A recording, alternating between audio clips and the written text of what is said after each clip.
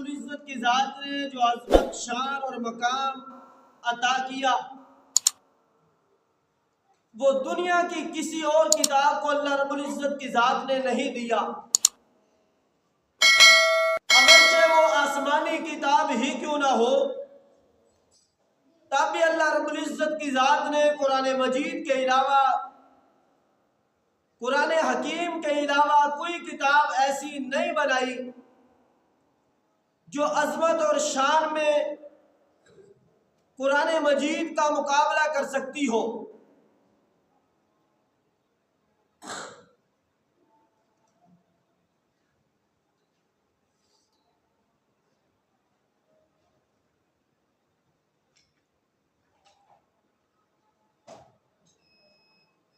اللہ رب العزت کی ذات نے قرآن حکیم کو بنایا تو ایسا بنایا،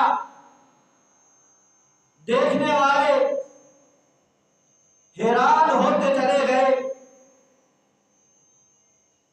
خداوند قدوس کی ذات نے جس نبی کو جو معجزہ بھی عطا کیا وہ زمانے اور وقت کے لحاظ سے عطا کیا۔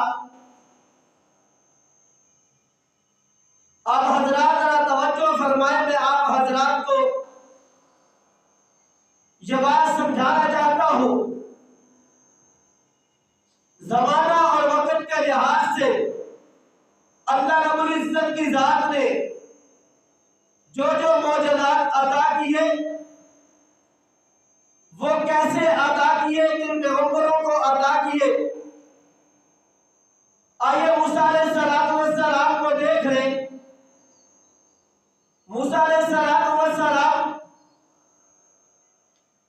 نبوت کا اعلان کرتے ہیں، اس زمانے کے اندر سحر اور جادوگری یہ عروج میں تھی۔ جب موسیٰ علیہ السلام نے اپنے معجزات کا دنیا کے سامنے ظہور کیا تو فرعون کی فوج بھی کہنے لگی، فوج کے ساتھی بھی، فرعون کے ساتھی بھی کہنے لگے یہ تو واضح جادو ہے۔ موسیٰ علیہ السلام کو سحر بھی کہا، موسیٰ علیہ السلام کو انہوں نے جادوگر بھی کہا، حتیٰ کہ اتنا ڈٹ گئے، موسیٰ علیہ السلام سے کہا کہ اب فیصلہ میدان میں ہوگا، اب ایک میدان لگے گا، دنیا کے بڑے بڑے جادوگر میدان میں آئیں گے، آپ کو بھی میدان میں لایا جائے گا، ان سے آپ کا مقابلہ ہوگا۔ یہ دیکھیے، ایک طرف وقت کا بادشاہ فرعون ہے، ایک طرف اللہ تعالیٰ کے پیغمبر موسیٰ علیہ السلام ہے۔ موسیٰ علیہ السلام نے اللہ کا دیا ہوا معجزہ ان کے سامنے پیش کیا، لیکن انہوں نے انکار کر دیا۔ جب انہوں نے انکار کیا، مقابلے پہ اتر آئے، جب وہ مقابلہ کرنے کے لیے میدان میں آ جاتے ہیں، 70,000 جادوگروں کو بھی بلا لیا۔ اب موسیٰ علیہ السلام سے کہتے ہیں آپ اپنا کرتب دکھائیں، پہلے آپ اپنا جو بھی معجزہ، جو بھی جادوگری کرنا چاہتے ہیں کرتے چلے جائیں۔ لیکن اللہ کا حکم آیا، موسیٰ علیہ السلام نے ان کو کہا آپ جو بھی کرنا چاہتے ہو کرو۔ وہ رسیاں پھینکنے لگے، جب رسیاں پھینکنے لگے میدان کے اندر سانپ بن کر دوڑنے لگی۔ سارے کے سارے اب سوچ رہے تھے، فرعون بھی سوچ رہا تھا اتنے بڑے اژدہا ہمارے بن چکے ہیں، اتنے بڑے سانپ بن چکے ہیں، موسیٰ علیہ السلام کا آج امتحان ہے، امتحان میں فیل ہو جائیں گے۔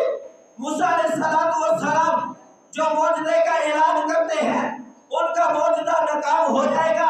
لیکن اللہ رب العزت کی ذات پیغمبر کو فتح عطا کرتی ہے، پیغمبر کی نصرت کرتی ہے، پیغمبر کو عزت بخشتی ہے۔ اللہ رب العزت کی ذات نے جب حکم دیا، موسیٰ علیہ السلام نے اپنے عصا کو میدان کے اندر پھینک دیا، پھر اتنا بڑا اژدہا بن جاتا ہے، اتنا بڑا سانپ بن جاتا ہے، ساری کی ساری رسیوں کو، سارے کے سارے سانپوں کو، ان مصنوعی سانپوں کو، جادوگروں کے سانپوں کو ایک ہی لقمے کے اندر ختم کر کے ان کا جو نقلی چہرہ تھا وہ زمین کے اندر زیر بوجھ کر دیتے ہیں۔ تو فرعون گھبرا جاتا ہے، جو جادوگر ہیں ان سے انہوں نے وعدے لیے ہوئے تھے آپ نے بدلنا نہیں ہے، لیکن اللہ تعالیٰ کی حکمت دیکھے، جب جادوگروں نے دیکھا یہ جادو نہیں ہے، یہ تو اللہ کا معجزہ ہے، تو فوراً فرعون کا انکار کر دیے، موسیٰ علیہ السلام کے ساتھ ہو دیے، اور موسیٰ علیہ السلام کا ساتھ دینے لگے، کہنے لگے کہ ہم موسیٰ علیہ السلام اور ہارون علیہ السلام کے رب پر ایمان لے آئے ہیں۔